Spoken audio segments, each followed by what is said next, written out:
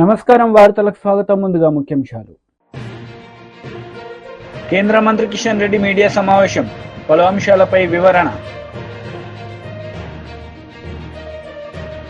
YCP leader Kakani Govardhan Reddy media సమావేశం, పలు అంశాలపై వివరణ.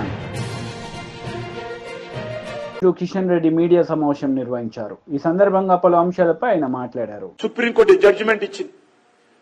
ఆ రోజు నామినేషన్ బేసిస్ లో ఇచ్చినటువంటి బొగ్గు గనులన్నిటిని కూడా సుమారు 204 బొగ్గు గనులు ఉన్నాయి. వాటన్నిటిని కూడా రద్దు చేసి చర్యలు తీసుకోవడం జరిగింది. ఆ రోజు సుప్రీంకోర్టు చెప్పింది, ఈ గనులు ఏవైతున్నాయో, భూగర్భ సంపద ఎత్తున్నదో వ్యక్తులకు సంబంధించింది కాదు, ఇది ప్రజలకు చెందాలి. కాబట్టి ఎవరికి పడితే వాళ్ళకి ఇష్టారాజ్యంగా ఇవ్వకూడదు అనేటువంటిది ఆ రోజు సుప్రీంకోర్టు చెప్పింది. అందుకే ఈరోజు అదేవిధంగా సుప్రీంకోర్టు ఇచ్చినటువంటి తీర్పుతో కేంద్ర ప్రభుత్వము దీన్ని ఓపెన్ యాక్షన్ లో ఇవ్వాలి. రాజకీయ నాయకులకు, పార్టీ అనుయాయులకు ఇవ్వకూడదు. అది కూడా పారదర్శకతో, ట్రాన్స్పరెన్సీతో ఈ యొక్క బొగ్గు గనులు కానీ, మిగతా గనులు కానీ, మైన్స్ కానీ ఇవ్వాలని చెప్పి సుప్రీంకోర్టు తీర్పు స్ఫూర్తితో కేంద్ర ప్రభుత్వం చాలా పారదర్శకంగా ఈరోజు బొగ్గు గనుల వేలం వేస్తున్న విషయాన్ని మనం చేస్తా ఉన్నాను. దాన్ని ఈరోజు టీఆర్ఎస్ పార్టీ తప్పుపడతా ఉంది. ఇప్పటి వరకు మేము 9 రౌండ్స్ బొగ్గు గనులను వేలం వేశాము. 107 బొగ్గు గనులు వేలం వేస్తే రాష్ట్ర ప్రభుత్వాలకు కావచ్చు, ప్రజలకు కావచ్చు, సుమారు 37,000 కోట్ల రూపాయల ఆదాయం వచ్చింది. ఇందులో ఒక్క రూపాయి కూడా కేంద్ర ప్రభుత్వం తీసుకోదు. ఆన్ రికార్డు చెప్తా ఉన్నాను. బొగ్గు గనులు వేలం వేస్తే కేంద్ర ప్రభుత్వానికి ఒక్క రూపాయి రాదు. రాయల్టీ రాష్ట్ర ప్రభుత్వానికి వస్తుంది. 14% స్టేట్ గవర్నమెంట్కి వస్తుంది. సెంట్రల్ గవర్నమెంట్ ఏం రాదు. డిస్ట్రిక్ట్ మినరల్ ఫండ్కి వెళ్తుంది డబ్బు. ఒక ట్రస్ట్ ఉంది. ఇంకా ఫ్యూచర్ లో దేశంలో మైన్స్ ఎక్స్ప్లోరేషన్ కోసము ఒక ట్రస్ట్ ఏర్పాటు చేశాం. ఆ ట్రస్ట్ కు కొంత పర్సెంట్ వెళ్తుంది. కానీ కేంద్ర ప్రభుత్వం ఒక్క రూపాయి తీసుకోదు. ఏదో కేంద్ర ప్రభుత్వం తీసుకుంటుంది. ఆన్ రికార్డ్ చెప్తా ఉన్నాను బొగ్గు మంత్రిగా. కేంద్ర ప్రభుత్వం తీసుకుంటుంది, కేంద్ర ప్రభుత్వం ప్రైవేటైజేషన్ చేస్తుంది. అర్థం పర్థం లేకుండా మాట్లాడుతున్నారు. ఎక్కడెక్కడైతే ఉదాహరణకు ఈరోజు ఒరిస్సాలో సంవత్సరానికి 36,000 కోట్ల రూపాయలు ఈ యొక్క మైన్స్ ద్వారా ఆ రాష్ట్రానికి ఆదాయం వస్తుంది. 36,000 crores. ఎవరికి వస్తుంది ఆ డబ్బు? ప్రజలకు. కేంద్ర ప్రభుత్వానికి ఎవరికి రాదు. సంక్షేమ కార్యక్రమాలు కానీ, అన్ని కానీ, అభివృద్ధి కానీ జరుగుతుంది. అంతకుముందు ఎక్కడ పోయేది? డబ్బంతా కూడా కాంగ్రెస్ పార్టీ నాయకుల జేబులలోకి వెళ్ళేది. ఈరోజు సుప్రీంకోర్టు ఇచ్చినటువంటి తీర్పు కారణంగా అత్యంత పారదర్శకతో మేము ఈరోజు ఈ యొక్క మైన్స్ కానీ, కోల్ మైన్స్ కానీ, ఇతర మైన్స్ కానీ ఓపెన్ యాక్షన్ ద్వారా వేలం వేయడం ద్వారా ప్రజాధనాన్ని మేము దుర్వినియోగం కాకుండా ఆపుతా ఉన్నాము.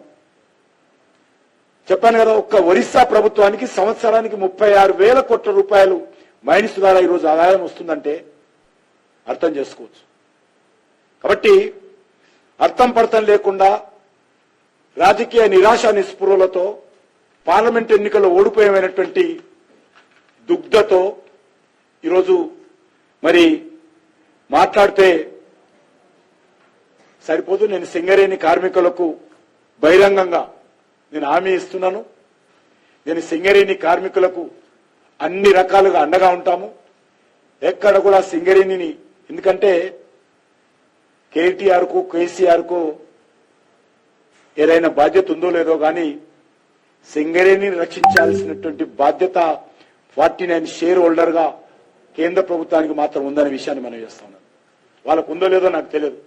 వాళ్ళు ఏ రోజు కూడా బాధ్యత లేదు. సింగరేణిని ఎన్నికల్లో ఉపయోగించుకొని ఓట్లు పొందడం కోసం, సింగరేణి యొక్క సంపదను ఓట్ల కోసం ఖర్చు చేయడం కోసం మాత్రమే ఉపయోగించుకున్నారు తప్ప ఏ రోజు కూడా సింగరేణికి లాభం చేకూరే పని కేసీఆర్ గాని కేటీఆర్ గాని బీఆర్ఎస్ గాని వాళ్ళ ప్రభుత్వం గాని చేయలేదు. కాబట్టి ఖచ్చితంగా ఇటు కార్మికులకు న్యాయం చేయలేదు, వాళ్ళు చేస్తామన్నటువంటి ఏ రకమైనటువంటి కార్యక్రమాలు చేయలేదు. ప్రతి ఒక్కరికి సొంత ఇంటి పథకం ఇస్తామన్నారు, మెడికల్ కారుణ్య నియామకాలు చేస్తామన్నారు, మెడికల్ కాలేజ్ ఏర్పాటు చేస్తామన్నారు, సూపర్ స్పెషాలిటీ హాస్పిటల్స్ ఏర్పాటు చేస్తామన్నారు. బీఆర్ఎస్ లీడర్ మీడియా సమావేశం నిర్వహించారు. ఈ సందర్భంగా పలు అంశాలపై ఆయన మాట్లాడారు. NEET దీన్ని వెంటనే మనం విత్డ్రా కావాలని చెప్పి సుప్రీంకోర్టులో పిటిషన్ వేయాలని చెప్పి కూడా నేను మన రాష్ట్ర ప్రభుత్వాన్ని కోరుతున్నాను. మిగతా రాష్ట్రాలు కలిసి వస్తే మంచిది. దక్షిణ భారతదేశంలో ఉన్నటువంటి రాష్ట్రాలు కూడా ముందుకొచ్చి ఈ హెగమోని ఉత్తర భారతదేశంలో ఉన్నటువంటి పెత్తందారుల ఆ ఏదైతే వాళ్ళ గుప్పుట్లో ఉన్నటువంటి దీనికి మనం చేరవలసిన అవసరం లేదు. ఈ సుప్రీంకోర్టు జడ్జిమెంట్ను సుప్రీంకోర్టు దృష్టికి తీసుకొద్దాం. మీరు మంచుకో చెడుకో మీరు నిర్ణయం చేసింది కాబట్టి మీరు 2017లో తప్పలేదు మమ్మల్ని నీటిలో రావడానికి. కానీ ఇలా మీరు పునర్విచారించాలి. మేము విత్డ్రా కావాలి. పరీక్షలు కండక్ట్ చేస్తలేరు. ఎంసెట్ పరీక్ష అండి ఒక 60 ఏండ్లు మన తెలుగు రాష్ట్రం ఆంధ్రప్రదేశ్లో బ్రహ్మాండంగా నడుపుకున్నాం. ఎప్పుడు కూడా లీక్ కాలేదు ఎంసెట్ ఎంట్రన్స్ పేపర్. మంచిగా ఎగ్జామ్ రాసిండ్రు, పిల్లలు మెరిట్లో దొరికినాయి మనకు పిల్లలకి MBBS సీట్లు, బీటెక్ సీట్లు. కాబట్టి దయచేసి మేము రిక్వెస్ట్ చేస్తున్నాము, మా పార్టీ తరఫున కూడా మేము డిమాండ్ చేస్తున్నాము. ఇది 2017లో సుప్రీంకోర్టు తీర్పు వల్ల 2 తెలుగు రాష్ట్రాలు మనము అయిష్టతతోనే మనం జైన్ కావాల్సి వచ్చింది. పీజీలు అయితే 50% సీట్ ప్రభుత్వ సీట్లు ఇవ్వాలి. ఇలా కేసీఆర్ గారి పుణ్యాన ప్రతి జిల్లాకు మెడికల్ కాలేజ్ వచ్చింది తెలంగాణలో. 35, 36 ప్రభుత్వ మెడికల్ కాలేజీలు వస్తున్నాయి. నిన్న రేవంత్ రెడ్డి గారు వారి కాన్స్టిట్యూన్స్ లో కొడంగల్ కూడా పెట్టుకున్నాడు ఒకటి. వీటిలో ఇంకో 5-6 సంవత్సరాలు కూడా ప్రతి మెడికల్ కాలేజ్ కు పీజీ సీట్లు వస్తాయి.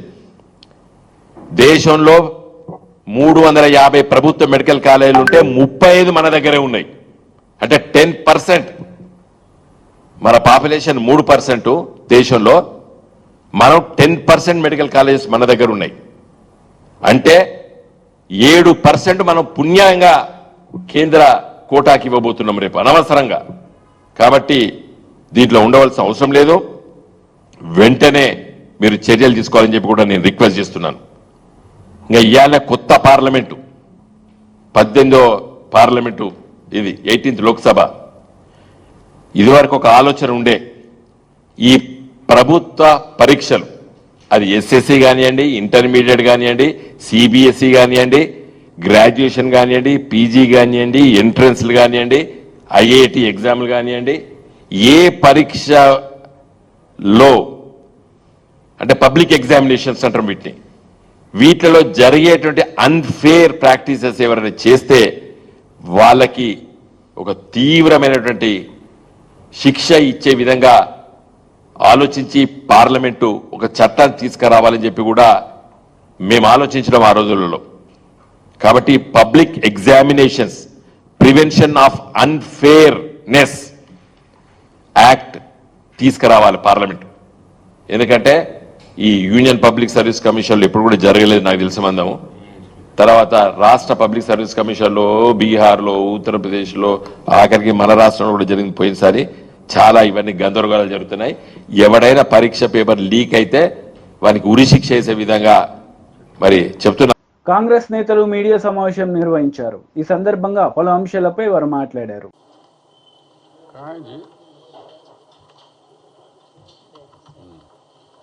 కోకా పాయింట్లో మీకు 11 ఎకరాల భూమి తీసుకున్నారు, అంత కాస్ట్లీ ల్యాండ్.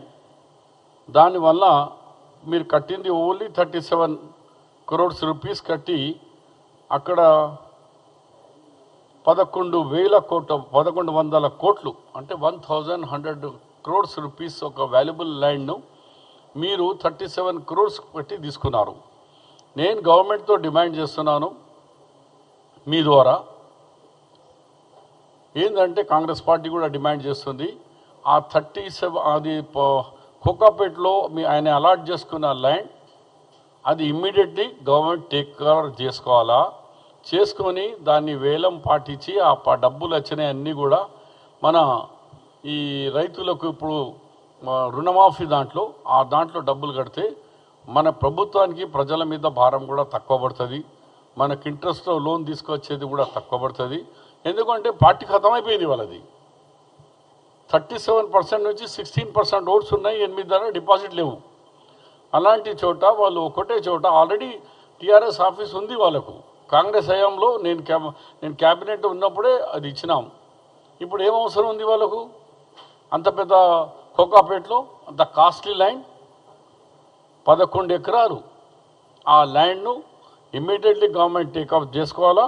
దాన్ని మా కాంగ్రెస్ పార్టీ స్వతంత్రం ఇచ్చిన కాంగ్రెస్ పార్టీ ఈ గాంధీ భవన్ రెంటెడ్ బిల్డింగ్, అక్కడ ఇచ్చిన మహాత్మా గాంధీ ఐడియాలజీ అది ట్రైనింగ్ సెంటర్. మాకు ఇప్పటి వరకు ఆఫీస్ లేదు.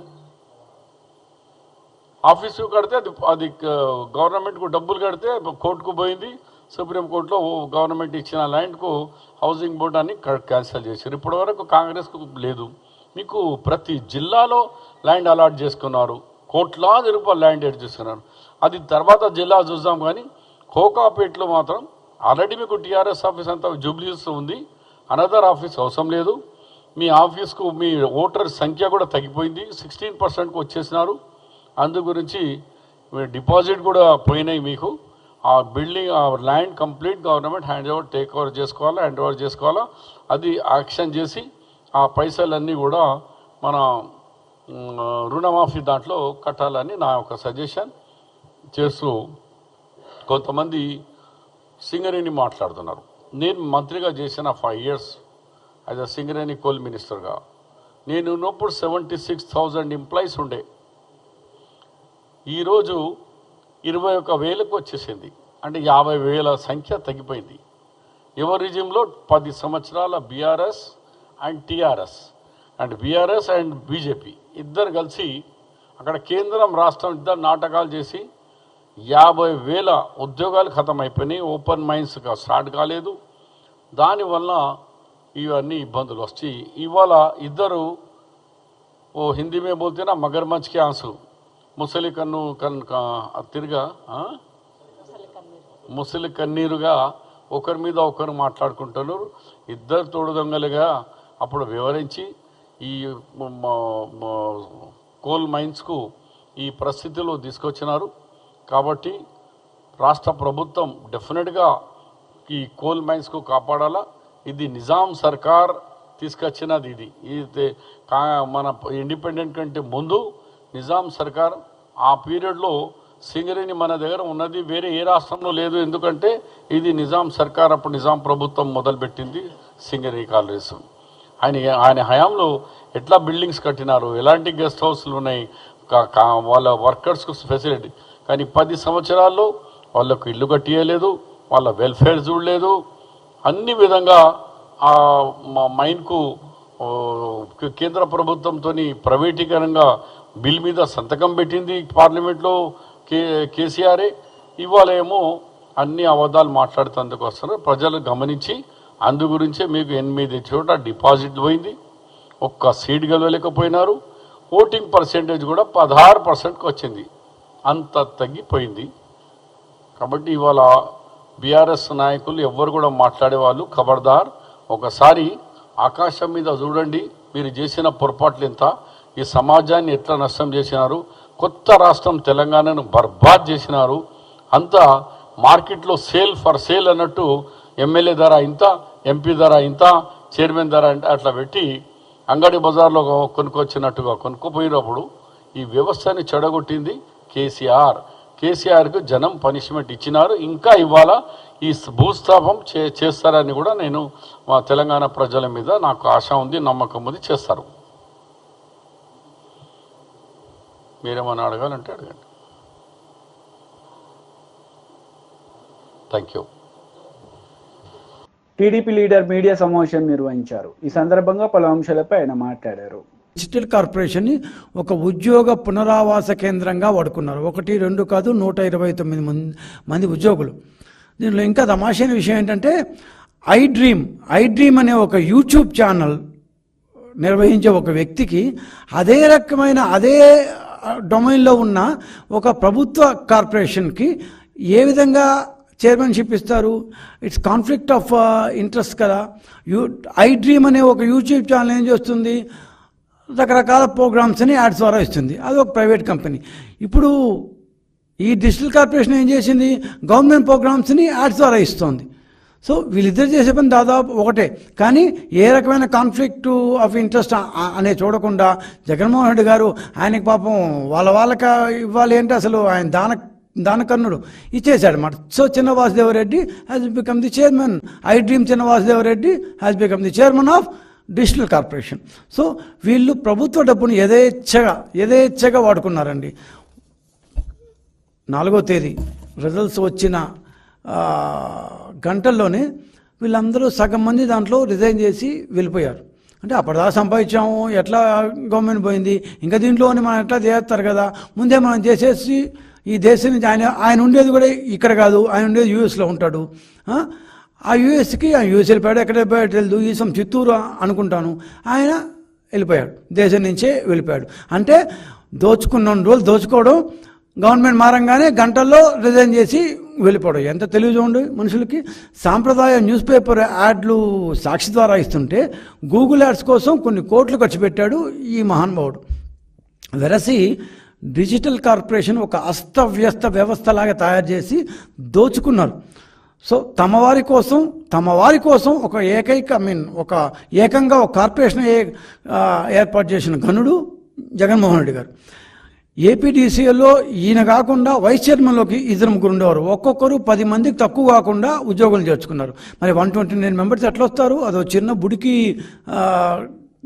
కార్పొరేషన్ అది. సో ఈ చేర్చుకున్న వాళ్ళెవరికి ఏ రకమైన క్వాలిఫికేషన్ లేవు. అంటే అట్లీస్ట్ దాన్ని ఉంటారు కంప్యూటర్ రంగంలో, ఫోటోషాప్లో ఇంకా ఉన్న ఇట్లాంటి ఏ క్వాలిఫికేషన్ లేవు.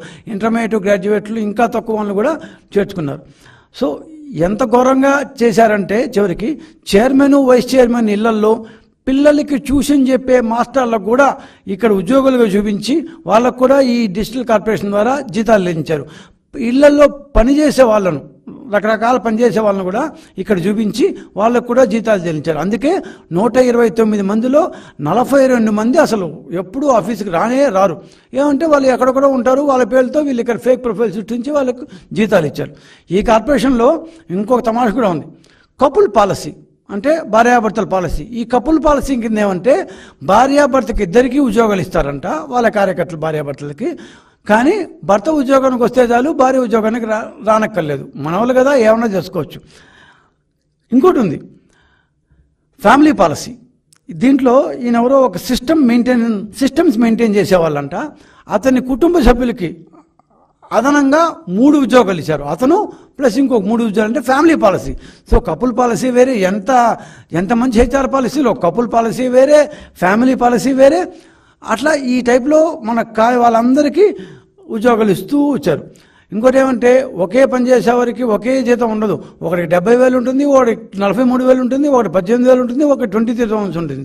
సో వైస్ చైర్మన్ ఇష్టం వచ్చిన వైస్ చైర్మన్ పెట్టుకుంటాడు, చైర్మన్ ఇష్టం వచ్చి చైర్మన్ పెట్టుకుంటాడు, వైసీపీ నాయకులు ఇష్టం వచ్చాడు. ఎవరికి కావాలంటే వాళ్ళకి ఈ యొక్క దీంట్లో ప్రభుత్వ కార్యకలాపాల ప్రచార నిమిత్తం అంటూ కేవలం జగన్మోహన్ రెడ్డి వ్యక్తి పూజ చేశారు దాదాపు 5 సంవత్సరాల పాటు. జగన్మోహన్ రెడ్డి వ్యక్తిగత సొంత ఇమేజ్ని బిల్డప్ చేసేందుకు ప్రతి ప్రభుత్వ కార్యక్రమానికి వేల రూపాయలతో, లక్షల రూపాయలతో గూగుల్ యాడ్స్ మొదలుకొని, వెబ్సైట్లో యాడ్స్ మొదలుకొని రకరకాల మార్గాల ద్వారా సరే అన్నీ చేసినా కూడా వాళ్ళు ఏమంటారు, వాళ్ళు చేసి వాళ్ళ యొక్క నిర్వాహకం ఏదో ప్రజలకు తెలుసు కాబట్టి సరిపోయింది. కానీ ఈ క్రమంలో దాదాపు వైసీపీ లీడర్ మీడియా సమావేశం నిర్వహించారు. ఈ సందర్భంగా పలు అంశాలపై ఆయన మాట్లాడారు. ఇందుకు పరాకాష్ట ఈరోజు ఒకసారి చూస్తే నిన్న జరిగినటువంటి ఉదంతం తోటపల్లి గూడూరు మండలానికి సంబంధించి సర్వేపల్లి నియోజకవర్గంలో కోడూరు గ్రామంలో అక్వా రైతు కావలరెడ్డి రంగారెడ్డికి సంబంధించినటువంటి దాదాపు 50 లక్షల రూపాయల విలువ చేసేటువంటి ఏరియేటర్స్ ఉన్నటువంటి ఆ గోడౌన్ని దుండగులు తగలబెట్టడం జరిగింది. గత కొద్ది రోజులుగా కవింపు చర్యలకు పాల్పడుతున్నారు. పక్కన ఉన్నటువంటి తెలుగుదేశం పార్టీకి సంబంధించినటువంటి నాయకులు అనేక సందర్భాలలో పోలీసులకి ఫిర్యాదు చేయడం జరిగింది.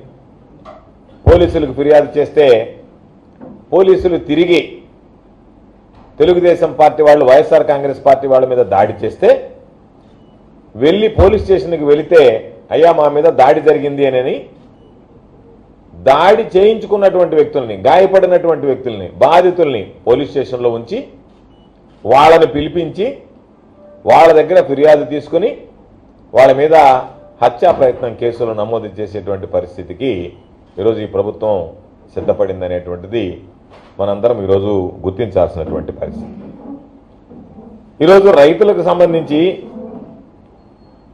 దారుణంగా ఆస్తులని తగులబెట్టి వాళ్ళని ఆర్థికంగా నష్టపరవాలనేటువంటి ఆలోచన, దీనితో పాటు ప్రైవేట్ ఆస్తులతో పాటు ఈరోజు ప్రభుత్వ ఆస్తులకు కూడా ఎక్కడ భద్రత లేకుండా పోయింది. అక్కడే ఉన్నటువంటి పంచాయతీకి సంబంధించినటువంటి ట్రాక్టర్ కూడా, కోడూరు గ్రామ పంచాయతీకి సంబంధించినటువంటి ట్రాక్టర్ కూడా తగలబడ్డం జరిగింది. ఈరోజు ఒక పక్క అక్వా రైతులకు సంబంధించినటువంటి వాళ్ళ ఆస్తులను తగలబెట్టడం, దానితో పాటు అక్వా పంట సాగు చేసుకునేటువంటి రైతుల పొలాల్లోకి వెళ్ళి విషం కలపడం, ఇటువంటి సంస్కృతిని ఎన్నడూ ఎక్కడ చూసినటువంటి పరిస్థితి లేదు.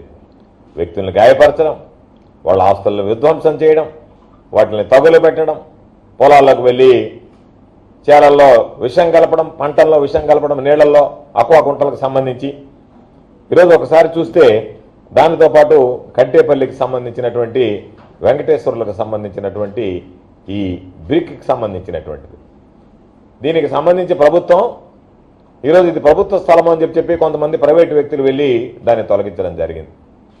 ఈ ప్రైవేటు వ్యక్తులకి ఒక వ్యక్తికి సంబంధించినటువంటి ఆస్తిని తొలగించేటువంటి హక్కు ఎవరిచ్చారు?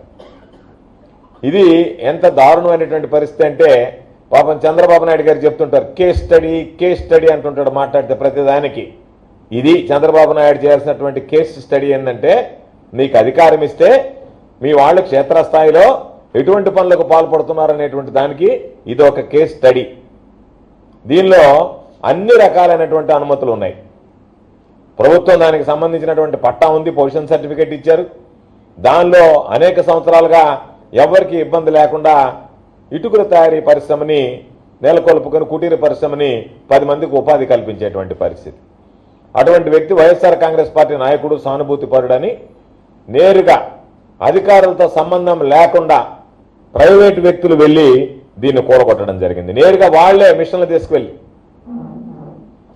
ప్రైవేటు వ్యక్తులే నేరుగా వెళ్ళి మిషన్లు తీసుకువెళ్ళి దీనిని కూలగొట్టడం జరిగింది.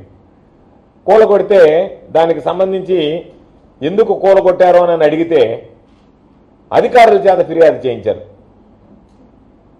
అధికారులను తీసుకొచ్చి బలవంతంగా వీళ్ళు ఈ విధంగా ప్రభుత్వ స్థలాన్ని ఆక్రమించుకున్నారని చెప్పని దాని మీద ఫిర్యాదు చేయించారు. అంటే ప్రభుత్వం బాధ్యత తీసుకోవాలి. ఏదన్నా ఉంటే ఆ అక్రమ కట్టడాలను తొలగించాల్సినటువంటి బాధ్యత ప్రభుత్వాల మీద ఉంటుంది. ప్రభుత్వం వైఎస్ఆర్ కాంగ్రెస్ పార్టీకి సంబంధించినటువంటి వ్యక్తి అని చెప్పి ప్రభుత్వంతో సంబంధం లేకుండా ప్రైవేటు వ్యక్తులు నేరుగా వెళ్ళి ఇటువంటి విధ్వంసాలకు పాల్పడడం ప్రారంభమైతే రేపు అధికారాలు మార్చినప్పుడల్లా, ప్రభుత్వాలు మారినప్పుడల్లా ఎవరి ఆస్తులకి బీఆర్ఎస్ లీడర్ మీడియా సమావేశం నిర్వహించారు. ఈ సందర్భంగా పలు అంశాలపై ఆయన మాట్లాడారు. రైతు బంధు అమలు చేయండి వెంటనే. యాసంగి ఎట్లయితే కేసీఆర్ గారు ఇచ్చిన రైతు బంధును కొనసాగించినరో, ఇప్పుడు వానకాలం కూడా ఈ జూన్ 30 లోపే మొత్తం గతంలో ఇచ్చినట్టుగా రైతు బంధు వెంటనే రైతుల ఖాతాలో జమ చేయాలని చెప్పి నేను బీఆర్ఎస్ పార్టీ నుంచి డిమాండ్ చేస్తూ ఉన్నా. ఇదే సందర్భంలో ఏదైతే విద్యుత్తు అంశాలపైన, ప్రాజెక్టులపైన రాష్ట్ర ప్రభుత్వానికి ఏదో అనుమానాలు ఉన్నాయని చెప్పి ఎక్కడనో విధి విధానాలు పాటించడంలో లోపం జరిగిందని, దానివల్ల ప్రభుత్వ ఖజానాకి ఏదో నష్టం జరిగిందని చెప్పి అనుమానం ఉందని మీరు ఏదైతే జస్టిస్ ఎల్ నరసింహారెడ్డి గారి నేతృత్వంలో కమిషన్ వేసినరో, ఆ కమిషన్ నుంచి కూడా నాకు కూడా ఉత్తరం వచ్చింది నిన్న ఉదయం.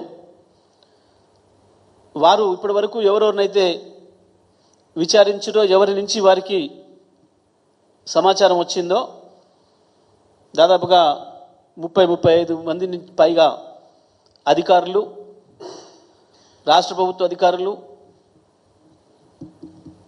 జెన్కో అధికారులు, అదేవిధంగా బిహెచ్ఎల్ అధికారులు, వీళ్ళందరి నుంచి మిగతా బయట సంస్థల వాళ్ళు వారందరిచ్చిన వాంగ్మూలాలని, వారందరిచ్చిన ఉత్తరాలన్నింటినీ కూడా క్రోడీకరిస్తూ నాకు పంపించి, దీనిపైన మీరు ఏదైనా అభిప్రాయం చెప్పదలుచుకుంటే ఈ మా లేఖ అందిన వారం రోజుల్లో మీరు చెప్పండి. ఒకవేళ మీరు వారిని ఎవరినైనా క్రాస్ ఎగ్జామినేషన్ చేయదలుచుకుంటే కూడా చెప్పండి, మీ అభిప్రాయాన్ని తెలియపరచండి, మేము వెసులుబాటు కల్పిస్తామని చెప్పి కమిషన్ నుంచి నాకు ఉత్తరం వచ్చింది.